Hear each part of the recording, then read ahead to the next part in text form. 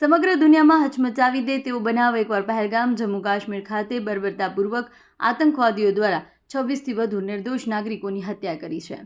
સમગ્ર ભારત દેશ હચમચી ઉઠ્યો છે ત્યારે આતંકી હુમલામાં માર્યા ગયેલા પર્યટકોની નિર્મમ હત્યા અત્યંત નિંદનીય છે અને હિન્દુ સમાજ અને સમગ્ર ભારત દેશમાં નાગરિકોમાં રોષની લાગણી જન્મી હતી। તેના વિરોધ માટે સનાતની સંઘર્ષ સમિતિ ડભોઈ દર્ભાવતી નગરી ખાતે જન આક્રોશ રેલીનું આયોજન કરવામાં આવ્યું। આ રેલી ડભોઈ એપીએમસી ખાતેથી વડોદરી ભાગોળ થઈ ટાવર ચોક ખાતે આવી પહોંચી હતી। આતંકવાદીઓના પુતળાનું દહન કર્યું। ત્યારબાદ મૃતકોની આત્માને શાંતિ માટે શ્રદ્ધાંજલિનો પ્રોગ્રામ રાખવામાં આવ્યો।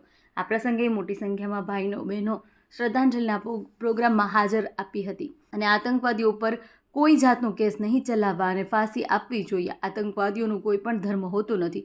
પાકિસ્તાન મુર્દાબાદના સૂત્રોચ્ચાર કર્યા હતા। મોટી સંખ્યામાં લોકોએ હાજરી આપી હતી। અહેવાલ માન્યોસ લાલભાઈ ભટિયારા, ડભોઈ, વડોદરા। आज रोज गर्भावती संघर्ष सनातनी संघर्ष समिति द्वारा अमे रेली आयोजन करेलू है। जन आक्रोश रेली है। एमां अमे सरकार ने एक मैसेज पहोंचाडवा मांगीए छे कि आखा भारतनी जनता तमारी साथे छे।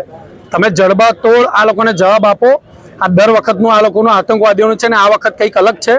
धर्म पूछीने ने कलमा पढ़ाईने आ लोकोने जे हिंदू धर्मना लोकोने टार्गेट कर्या छे एनी विरुद्धमां कड़कमां कड़क कार्यवाही थाय एवी अमारा सौनी मांग छे। आ रेली एपीएमसी दर्भावती एपीएमसी थी लईने टावर सुधी निकळवानी छे। सूत्रोच्चार साथे रेली निकळशे। त्यां अमे लोको रामधून करीशुं अने आतंकवादीनुं पुतळुं सळगाववानुं छे।